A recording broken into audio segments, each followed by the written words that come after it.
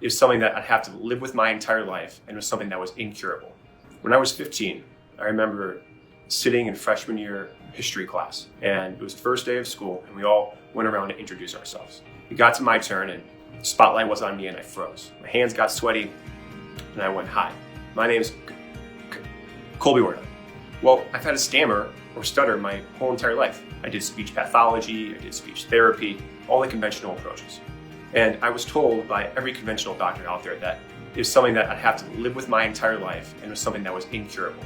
Not until I focused on my nutrition, my supplements, mindfulness practices, breath work, relaxation techniques, that I gained the confidence to have the ability to even say my first name with confidence.